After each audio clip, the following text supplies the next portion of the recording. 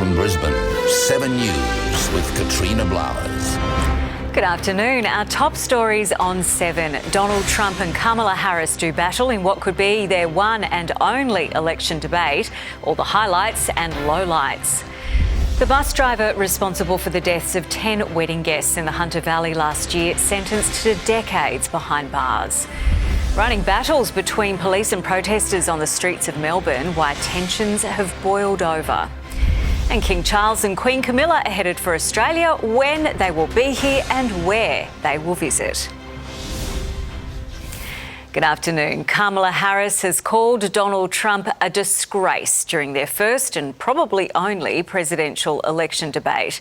In a wide-ranging discussion, they traded barbs over abortion, the economy and the January 6 attack on the Capitol. CNN and the Washington Post both gave the debate to Harris. US Bureau Chief David Woywood is in Philadelphia with every explosive moment.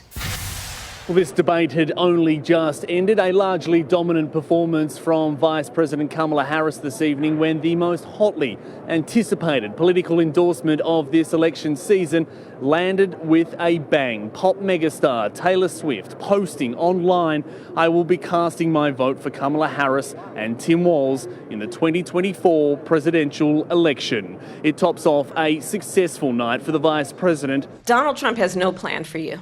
Wrong footing. Donald Trump on core issues. The government, and Donald Trump certainly, should not be telling a woman what to do with her body. As the former president pushed lies and falsehoods. I have nothing to do with Project 2025. And even embraced wacky conspiracies about immigrants and their pets. They're eating the dogs, the people that came in. They're eating the cats. They're eating the pets. There have been no credible reports of specific claims of pets being harmed, injured, or abused by individuals. The people on television say my dog was taken and used for food. Harris attempted to reach across the aisle, appealing to voters tired of the chaos and the division.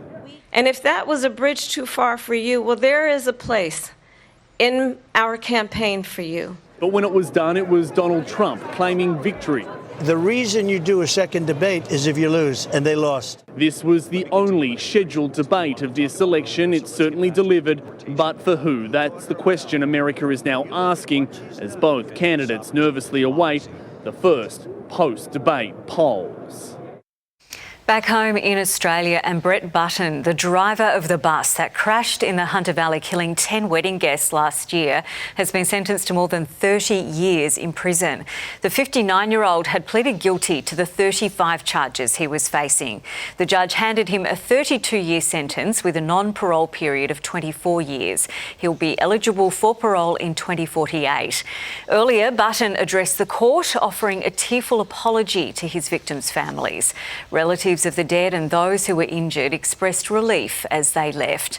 Button admitted to taking too many painkillers on the day of the crash.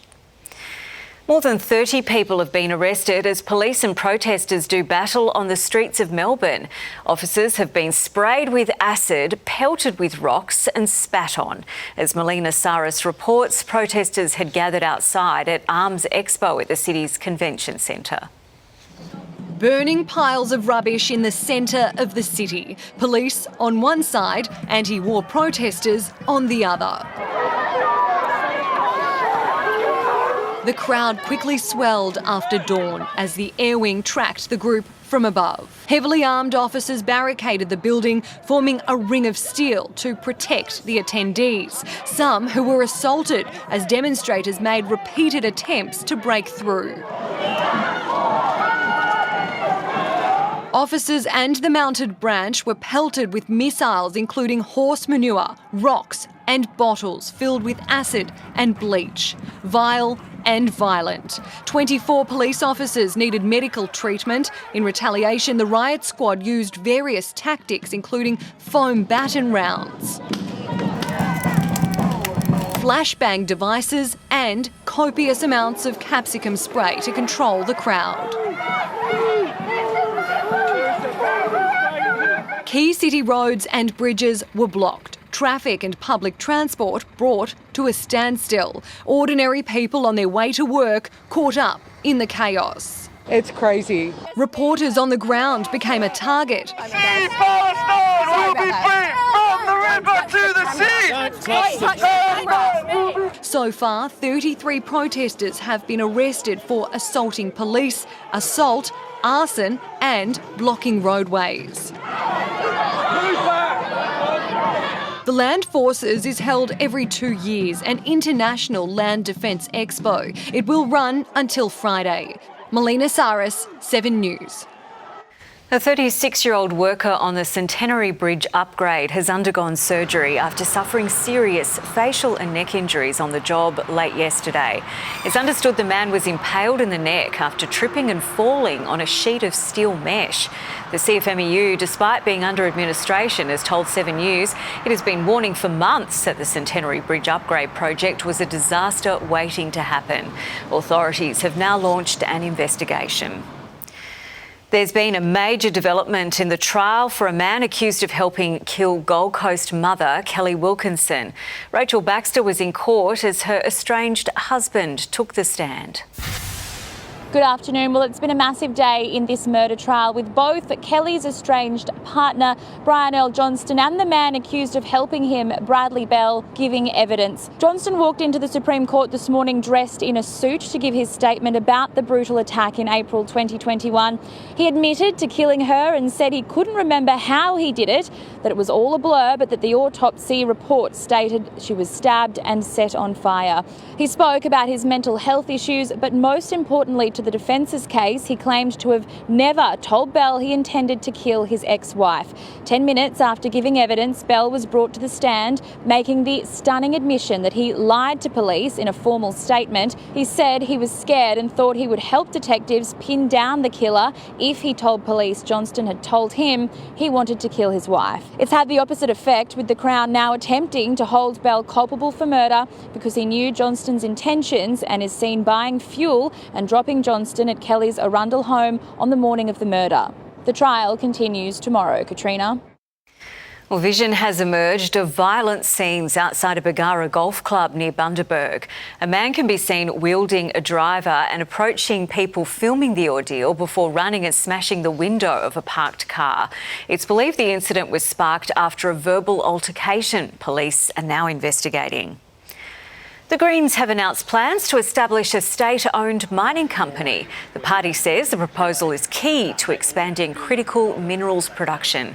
Critical minerals are key components in building green energy products such as solar panels and batteries. It's only sensible that the state should establish its own state-owned miner so that we get those profits back for Queenslanders. The Greens say a state-owned mine could also offer transitional job opportunities for coal miners. Hollywood star Simon Baker has avoided a conviction on a drink driving charge. The Boy Swallows Universe actor was caught swerving over the centre line, admitting he'd had several drinks over the course of the evening. Jacqueline Robson was at court. Well, back in his home region of the Northern Rivers, Simon Baker was silent as he entered the Mullumbimby court here for sentencing on a drink driving charge. The Aussie actor and director, who grew up in Lennox Head with a property near Byron Bay, had already pleaded guilty to the offence, which happened in July. Are you embarrassed by the charge? Any regrets?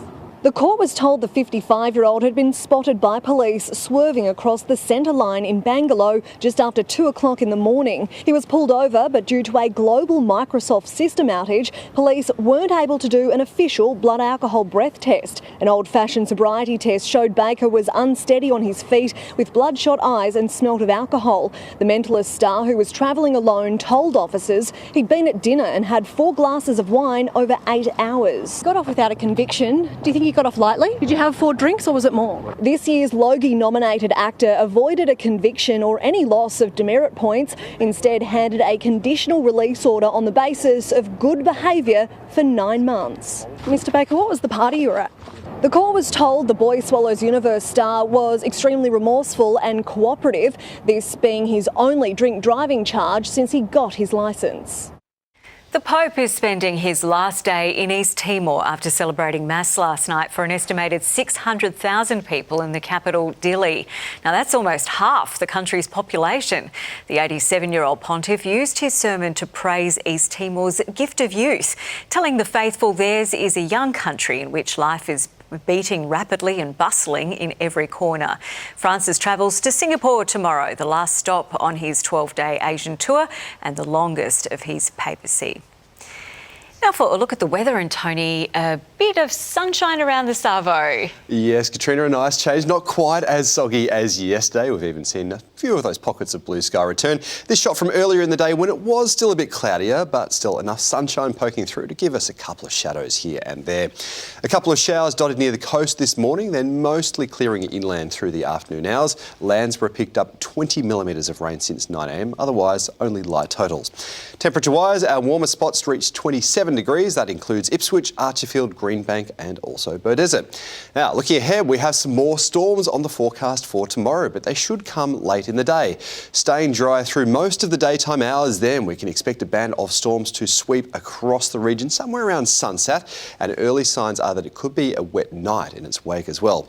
It's not looking like a top-end severe storm day, but you can't rule out the odd severe cell in there in a setup like this. Katrina, I'll be back soon with tomorrow's interesting looking forecast.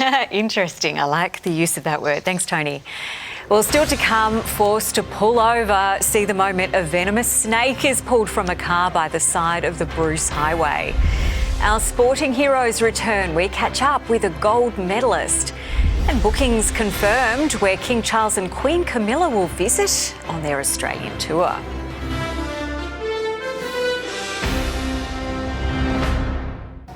Tonight, bins on fire, clashes with police, and anti-war protest explodes.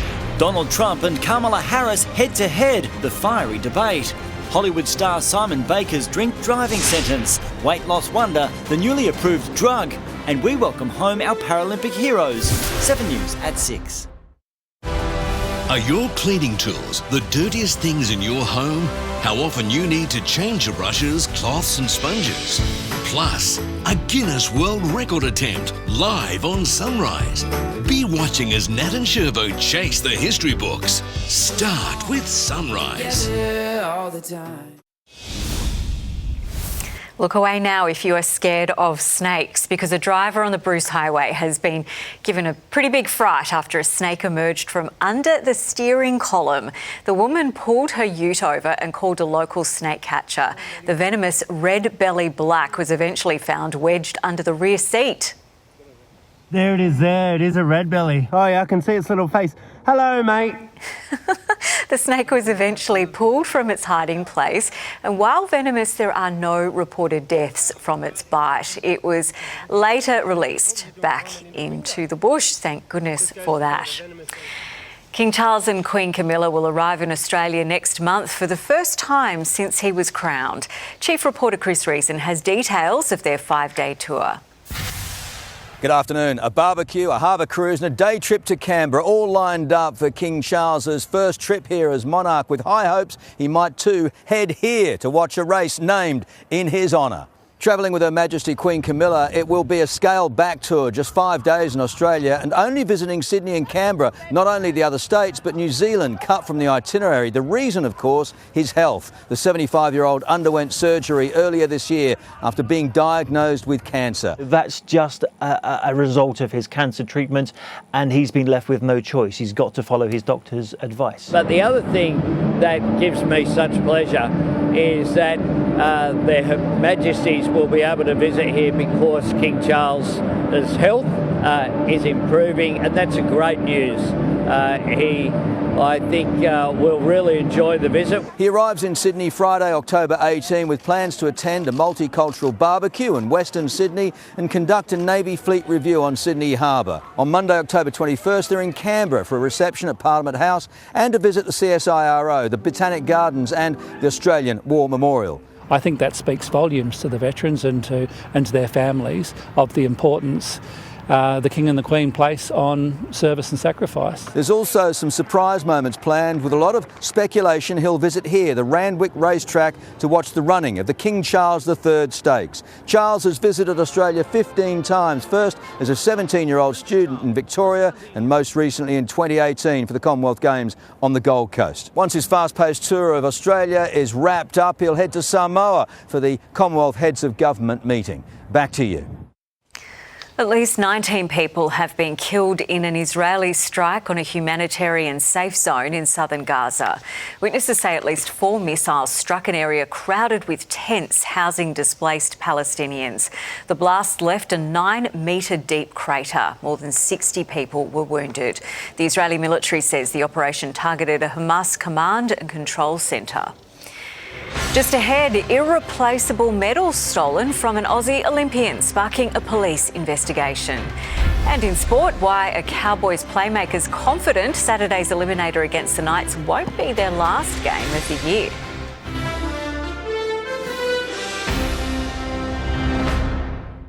In 7 News, the skin condition affecting up to 1 in 3 women. Any type of facial under the sun that you can think of, I've tried. And the warning about using expensive treatments. It will be aggravated. The simple solution, giving back confidence. You don't have to spend thousands of dollars. 7 News at 6 o'clock. Priceless Olympic medals have been stolen from one of the nation's most decorated athletes. A thief has taken 3 gold and 1 silver medal belonging to awesome foursome rower Drew Ginn. His rewards from 4 consecutive Olympics. Ginn had inadvertently left them in his car after a speaking engagement at a school. He's pleading for their return. Hope he gets them back. Well, let's have a quick look at today's sport now with Webcke. Thanks, Katrina. Hello, everyone. Win or lose, Saturday night's elimination final will be emotional for the Cowboys. Club favourites Valentine Holmes and Kyle Feldt will play their last home games against the Knights. But the club's all-time leading point scorer is confident it won't be their final game for North Queensland. We all just have turned the page. I feel like everyone's, playing better. Our outside guys are playing better. We've got good back rowers who are, finding some really good form at the right time. While Ponga is the main man for the Knights, Holmes says he can't wait to face his counterpart Origin teammate Dane Gagai. Lions defender Noah Answorth's confident Brisbane will extend their record against GWS in Saturday night's semi-final. Swapping footy boots for work boots ahead of his team's biggest job this season, the 25-year-old tradie's taking confidence in not having lost a game at the Giants' home ground in 6 seasons. To go down back to their home ground and play. They're obviously a good side in form and play a real fast brand of footy, and we're going to have to be right on to get the job done. At 6, Answorth opens up on life outside of footy and why he's on his teammates' speed dial. The Australian Paralympic team has been given a warm welcome at Sydney Airport, returning home from the Paris Games. They won 63 medals in total, including 18 gold. Sports editor Matt Carmichael spoke to star canoeist Curtis McGrath. It's just a wonderful feeling in this hangar, welcoming home the Paralympic team here this morning, and one of the real stars of the Australian team, one of the leaders, Kurt McGrath. Kurt, what does it mean for everyone here today? Yeah, it's very special. It's the first time the Paralympic team's been welcomed home in the Qantas hangar with our friends and family being a part of it, so it's really special.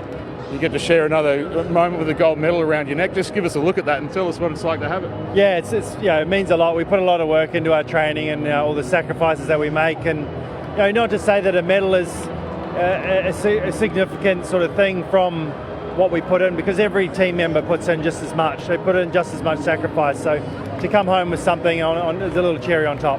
And not everyone has a medal, and you've had disappointment at these games, other people have, but what we learn about Paralympic sport, there's so much of a depth to it. It means so much more than what colour medal you bring home, and that's the power that our athletes have, and to have that, you must be so proud of the way that people handle themselves. Our team exemplifies all of that. I think going to the games, representing Australia, our friends, our family, our country, it's a very special honour.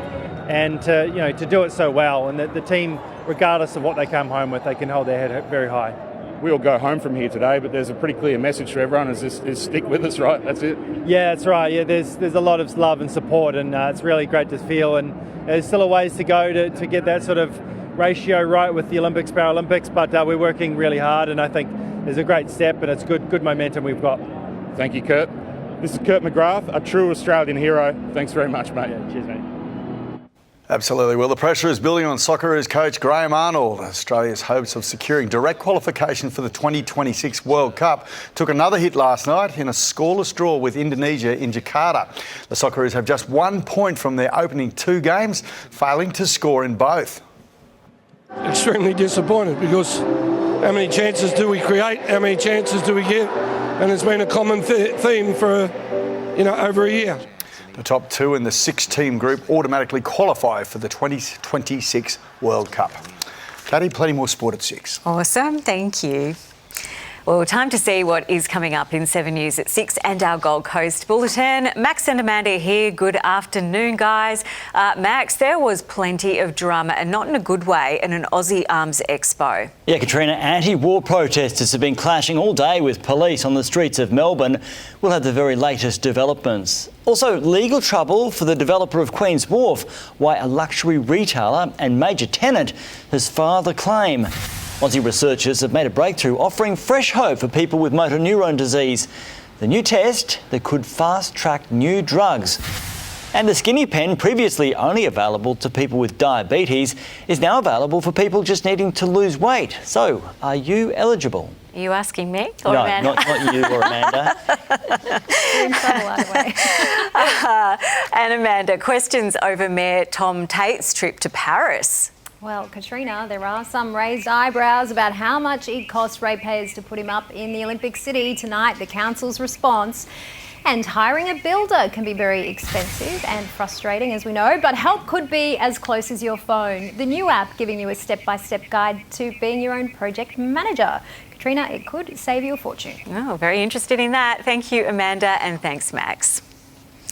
Our Gold Coast viewers are off to the chase now. Then you can join Amanda and Steve for your local news at 5:30 and, of course, Max at 6 o'clock. For the rest of Queensland, more from that fiery presidential debate. Some of the highlights and lowlights of the Harris-Trump face-off.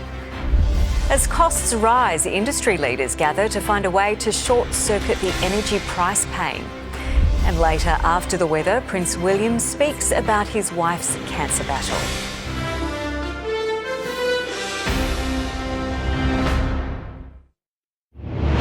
Live from Brisbane, 7 News with Katrina Blowers. Good afternoon. Here's a quick look at our top stories today. Donald Trump and Kamala Harris have clashed in a fiery presidential debate. One of the biggest outcomes, pop superstar Taylor Swift has come out to publicly endorse Harris. We'll have more from the debate in just a moment. Police have had rocks and acid thrown at them during an anti-war protest in Melbourne. The crowd of at least 1,200 people have been rallying against the Land Force Weapons Expo, which is one of the largest in the country. And Boy Swallows Universe star Simon Baker has avoided a drink driving conviction. He was pulled over after swerving over a median line, but due to a global IT outage, he couldn't be breath tested. From abortion rights to immigration and America's withdrawal from Afghanistan, Kamala Harris and Donald Trump have gone head-to-head in their first and possibly only presidential debate. Here are some of the more memorable moments. Donald Trump was fired by 81 million people. So let's be clear about that. And clearly he is having a very difficult time processing that. His former chief of staff, a 4-star general, has said he has contempt for the Constitution of the United States. His former national security advisor has said he is dangerous and unfit. His former Secretary of Defense has said the nation, the Republic, would never survive another Trump term. The majority of Americans believe in a woman's right to make decisions about her own body. Excuse me, I have to respond. Another lie. It's another lie. I have been a leader on IVF, which is fertilization. There is no state in this country where it is legal to kill a baby after it's born. In Minnesota, she went out. Wait a minute, I'm talking now. If you don't mind, please. Does that sound familiar? Within the immigrant community. Well, I've seen people on television. Let me just say here, this is the people on television say my dog was taken and used for food. So maybe he said that, and maybe that's a good thing to say for a city manager. I'm not taking this from television. But the people on television saying their manager. dog was eaten by the people that went there. Again, the Springfield city manager says there's no evidence of that. Vice President Harris, I think it's tragedy that we have someone who wants to be president who has consistently, over the course of his career, attempted to use race to divide the American people. World leaders are laughing at Donald Trump. I have talked with military leaders, some of whom worked with you, and they say you're a disgrace. And when you then talk in this way in a presidential debate and deny what over and over again are court cases you have lost because you did, in fact, lose that election, Donald Trump is weak and wrong on national security and foreign policy. Well, Brett Button, the driver responsible for the Hunter Valley bus crash, has been sentenced to a maximum 32 years in jail. His victims' families yelled out yes and thank you as the judge ruled Button won't be eligible for parole until at least 2048. Annie Puller was in court. Good afternoon. The families of victims and survivors broke out in cheers, yelling yes and thank you to the judge as he sentenced Brett Button to 32 years behind bars. The bus driver stood in the dock, rubbing his eyes and face, shaking as each charge was read out. The judge recounted every single detail of that bus trip, conceding in his 21 years sitting in the district court, I have never dealt with, seen or even read about a case that involved anywhere near the same extent of extraordinary devastation to so many individuals and families. In handing down his judgment, the judge told the court Brett Button abandoned his responsibilities to his passengers and abused his duty of care. But he did acknowledge Brett Button does accept responsibility for his actions after he apologised to the victims' families and survivors in court this morning. Shaking uncontrollably at times, he struggled to breathe in the witness box while gripping his chair. I've tried to figure out the words to say I'm sorry, but how do you say you're sorry for such a horrible, tragic event that has ruined the lives of hundreds of people? I can't forgive myself. I can't believe I caused this. I never meant to cause it. And every single person who died and was injured and everyone who was involved in this, I truly wish it had never happened. I live with this every day and I hate myself. I never meant to hurt anyone in my entire life, and now I've committed the ultimate sin. Parents to have to bury their children, which has been my biggest nightmare all my life, and now I've done it to so many families. I hate myself and I want to disappear. Button, who pleaded guilty to 10 counts of dangerous driving occasioning death, admitted to taking too many painkillers on the day of the crash and agreed his drug addiction combined with the speed at which he entered the roundabout did cause the crash. Button won't be eligible for parole until 2048. That means the 59-year-old will likely live out the rest of his life in prison. There's been fiery debate in state parliament about child safety laws as notorious pedophile Ashley Paul Griffith awaits sentencing. Our state political editor Marlena Webcke joins us. Now, Marlena, both sides of politics are promising reforms. Yes, Katrina, the government is looking to implement a suite of new measures, including extra screening methods for childcare workers as part of a national reporting system. Blue card requirements will also be extended to people who deliver party, gym or play facilities, entertainment, beauty and photography services directed at children. The legislation passed in the last hour. Meanwhile, the LNP has announced if it wins the election, it would set up a new review to look at any failings in the system that allowed former Gold Coast childcare worker Ashley Paul Griffith to sexually abuse dozens of girls. To do a full investigation into blue card failures and wider child protection systems in Queensland. Does the Premier admit systemic failures across the decade-old Labor government has failed to keep Queensland kids safe? And the answer is no. It is ironic to be questioned on investments into child safety by those opposite on the 12th anniversary of the day they sacked child safety officers. David Crisafulli says an LNP government would direct the Queensland Family and Child Commissioner to lead the review and then a report would be made public. I'll have more from Parliament at 6. Katrina. Marlena Webcke, thank you. The mother of 2 young boys found dead in their Blue Mountains home remains under police guard at Westmead Hospital.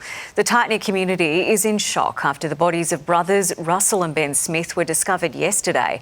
Bill Hogan reports. Well, flowers are being laid here outside this Falconbridge property where the bodies of brothers Russell and Ben Smith were found inside by their father. This photo, taken in March, shows what appears to be a happy family. But late yesterday, it was torn apart. The boys aged 9 and 11 found dead inside by father Nick Smith, prompting a major police investigation. Officers arrived and found their mother, 42-year-old Trish Smith, also inside the property. She was rushed to Westmead Hospital under police guard with self-inflicted wounds. At Our Lady of the Nativity in Lawson, where the boys went to school, friends and strangers brought flowers as parents and students were comforted. In a statement, our Catholic schools community is devastated by the deaths of Ben and Russell. Counselling and wellbeing support is available for students and staff today and will continue to be provided in the coming weeks. Absolutely no words that give adequate description to how the community's feeling today and will be feeling in the months to come. I can only imagine what the father of those 2 boys is going through today, and I want to assure him that the people of New South Wales are behind him today as he deals with the turning his life upside down. Look, my heart goes out to the families and friends of this tragedy. It's been more than 24 hours and the property remains a crime scene as forensic officers bag evidence and investigate how and why this happened. 2 questions many in the community are struggling to answer. Well, the state government is being urged to walk away from a proposed western bypass of inner Brisbane. As Michael Hammond reports, a leading public transport advocate instead wants an underground rail link. Good afternoon. A road tunnel or a subway? That's the debate that's happening in our western suburbs right now. The Miles government is ploughing $10 million into a feasibility study for a tolled bypass to try to fix gridlock on one of our busiest road links. The tunnel would link Toowong and Darra, allowing drivers to bypass the busy Centenary motorway. 90,000 vehicles a day use the motorway, set to rise to 152,000 in just 12 years. But prominent rail campaigner Robert Dow wants a high-frequency underground train line to be built instead. It would link the western suburbs to the airport through West End, the city, Newstead, Bulimba and Hamilton. Robert believes it'd deliver taxpayers more bang for their buck. We can't keep expanding the roads. We can't keep widening roads. We're going to reach a point where it's just no longer able to be done. What we've got to look at is high-capacity mass transit. What we need to see is both planning for roads and for public transport. So it's not a matter of one or the other. We'll take a closer look at both proposals in 7 News tonight at 6. The Reserve Bank says Australia's job market is too strong and that is fueling inflation. As Ben Downey reports, it's likely to mean interest rate cuts are probably still some way off. Layoffs will increase in the workforce. It's not a popular statement, but it's necessary pain. That's if inflation is to fall and rate relief is to arrive. Reserve Bank Chief Economist Sarah Hunter saying our jobs market is roughly the same as pre-pandemic levels. Too hot. And with growth in public sector spending and jobs, and elsewhere, bosses aren't actually laying off staff. They're just getting them to work fewer hours, meaning the unemployment rate remains at a relatively strong 4.2%, preventing inflation falling to the target 2 to 3% band. Conditions in the labour market have eased since late 2022. But our assessment is that the labour market is still tight relative to full employment. Real wages, which matter more for households, have been weaker. And this highlights and reinforces the costs of high inflation. It's led to a third day of a sustained opposition campaign in question time against Treasurer Jim Chalmers. Why is this government fighting the Reserve Bank while Australian families go backwards? It is long past time. If those opposite think there is $315 billion too much spending in the budget, then it's incumbent on them to come clean on their cuts and to tell us where those cuts will come from. 2 weeks until the Reserve Bank meets for another rate decision. Even with the US Federal Reserve about to cut rates, there's little to no chance the RBA does the same here. Coming up, energy industry leaders meet. Could they help cut down your energy bill? And the new movie looking at how Trump became the Don.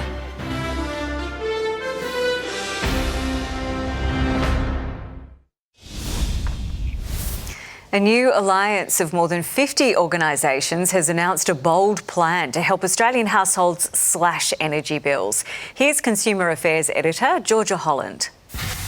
Good afternoon. The Renew Australia for All Alliance wants to flip the switch on Australia's energy future by making renewables accessible to everyone.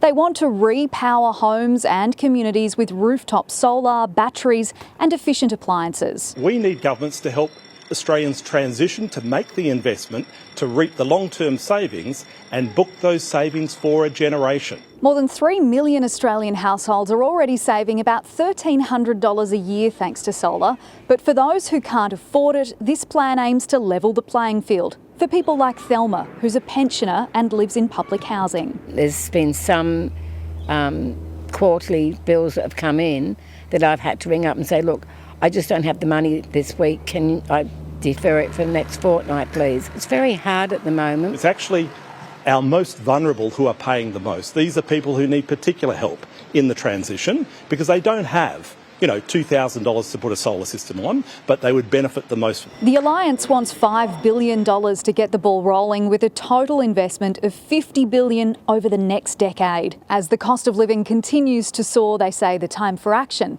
is now. Checking finance now, and local shares ended the day lower. Here's James Tao from ING. Good afternoon. Well, the Aussie market has ended in negative territory following US futures lower. Investors will now be keeping a close eye on some key US inflation numbers that will be coming out later tonight local time. So the ASX 200 down about 24 points or 0.3%. There wasn't a major reaction to the US presidential debate a little earlier today. We saw miners really overcoming some broader declines. Lithium miners were a standout. Mineral Resources jumping about 16% today after announcing it has received regulatory approval for the sale of $1.3 billion worth of assets. And we've also seen REA Group today, one of the losers, down about 2% after announcing its $11 billion takeover offer of a UK property site was rejected. The Aussie dollar is currently hovering about 66.6 US cents. While America weighs Donald Trump's performance in today's debate, a new film on his early life is headed for cinemas. The Apprentice chronicles his relationship in the 1980s with notorious New York lawyer Roy Cohn, the man widely regarded as his mentor. No matter what happens, you claim victory and never admit defeat. You have to be willing to do anything to anyone to win. The film opens here on the 10th of October. Coming up on 7 News, Prince William provides a health update on Kate's cancer fight. And it's been a more settled day across the southeast. A few sunny breaks in Brisbane right now. It is 23 degrees and Tony has the forecast next.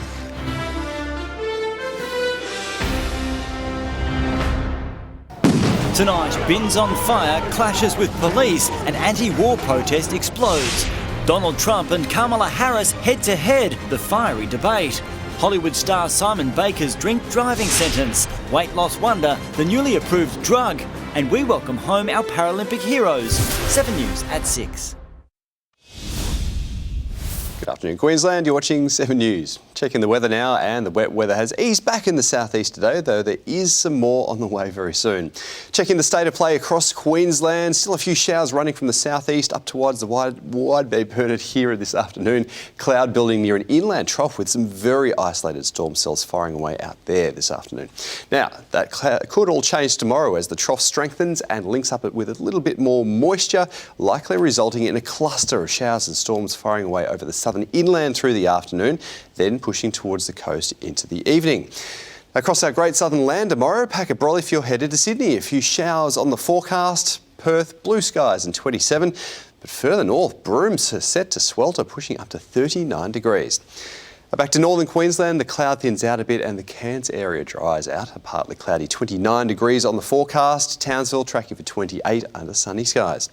In the south, watch for some showers and storms to get going near the southern border tonight, then move across the Darling Downs through the afternoon and up towards the ranges later, reaching Gympie and Maryborough as showers later at night. In the southeast, another warm and partly cloudy day. Then watch for that mix of storms or even thundery rain around sunset, lasting into the evening. Severe cells shouldn't be widespread, but the odd one is possible, so well worth watching out for any warnings and being very careful if you're out and about for the evening peak hour. Katrina will have the full forecast at 6, and are these storms set to hang around for the start of the school holidays? Yeah, a lot of people want to know the answer to that. Thank you, Tony. Prince William has given it an update on his wife's cancer journey, saying it's good news, but there's still a long way to go. It comes after Princess Kate released an emotional video about her cancer battle. Joel Dry reports. Prince William has had a very busy day here in the UK. He was in Wales, a number of engagements, a local primary school, enjoying some performances by students, then to an air ambulance facility, and finally it was on to a local rugby club. A lot of interest in today, of course, because it is the first time any members of the Wales family have been out and about since the release of that incredible video from Kensington Palace yesterday, local time, that gave an insight into the family on holidays, but of course, importantly, an update on Kate's health. She has now completed her chemotherapy treatment. He was asked about it, Prince William, today. He said it was great news, but she does very much have a long way to go. It will be interesting to see whether or not this is a strategy moving forward, more of these slickly produced cinematic type videos from the family to update members of the public on what they are doing. It's been well received here in the UK, plenty of favourable press. And that is Queensland's 4 p.m. news for this Wednesday. Stick around for the chase now. Then, of course, 7 News at 6. I'm Katrina Blowers, and I will see you next time.